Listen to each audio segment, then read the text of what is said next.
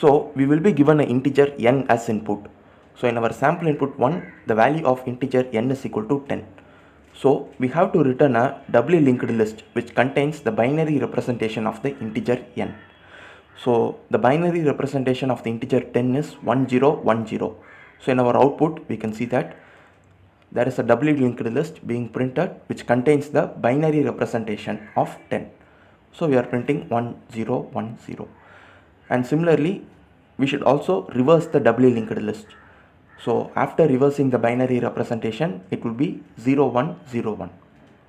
So the code for reversing the doubly linked list is already written. So our task is only to create a doubly linked list which contains the binary representation of the integer n.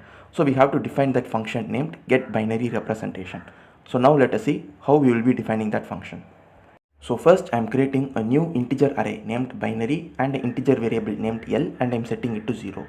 So now we are going to find the binary representation of the integer n, and we are going to store it into the array named binary. So in order to find the binary representation, I am creating a while loop. So this while loop iterates until the integer n becomes equal to 0.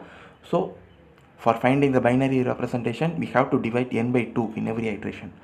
And the n mod 2 is nothing but the binary bit, so we have to store it in the array. So I am setting binary of L++ equal to the bit. So after the execution of this while loop, the binary representation will be present in this array binary.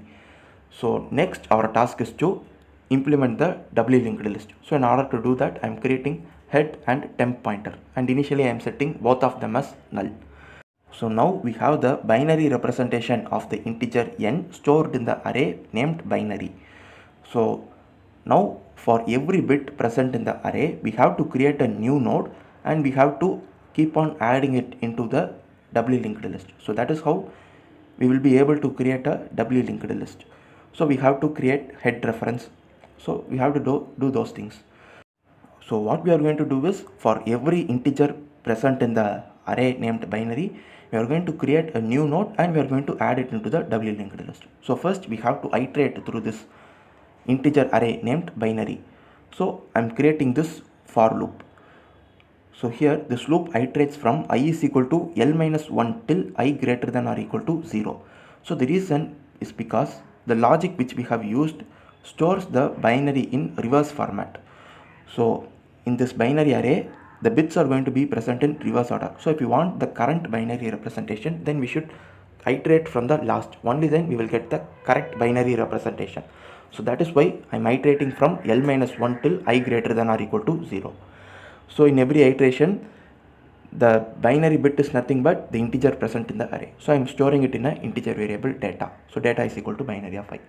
And now we are going to create the new node as we have discussed. So we are creating a new node, and using malloc we are allocating memory to it. So struct node star new node is equal to malloc size of struct node. So now we have created a new node, and this has previous, next and val. So first we are going to store the bit into the new node. So new node arrow val is equal to data.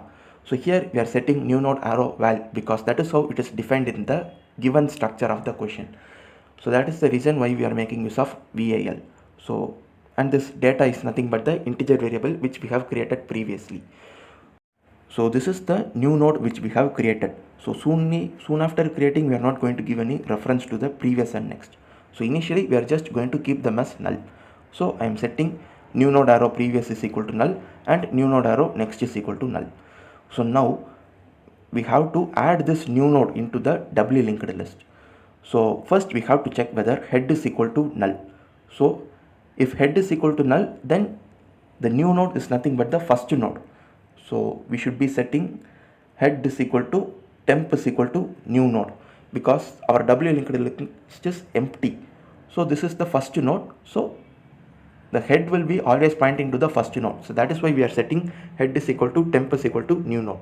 And the reason why we are making use of the temp is, whenever we are going to add more number of nodes, we cannot use head because head should always be pointing to the first. So whenever we are going to add many number of nodes, we will be using the temp for creating reference to the previous and next node.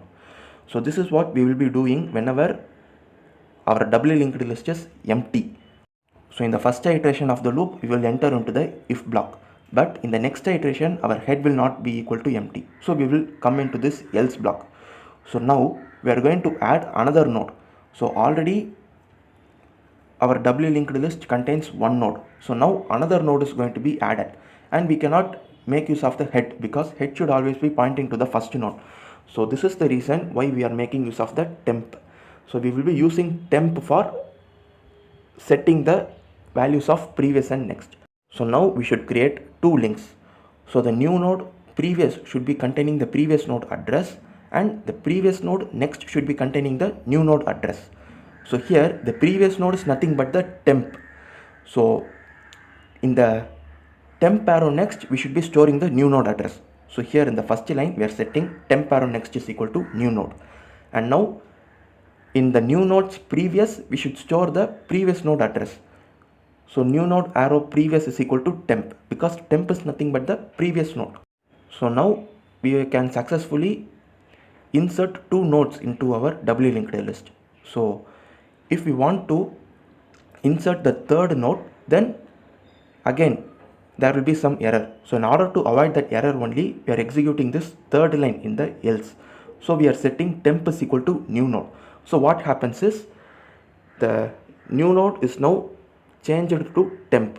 So what happens is, in case if we are going to insert another node, then now the temp will be acting as the previous node. So these are the three lines of code which we need to be execute in the else block. So finally, after the execution of this loop, we have created a doubly linked list. So we can just return the head in the end. So this is how we can return the binary representation in a doubly linked list. So this is the logic to solve today's daily challenge. Thank you for watching.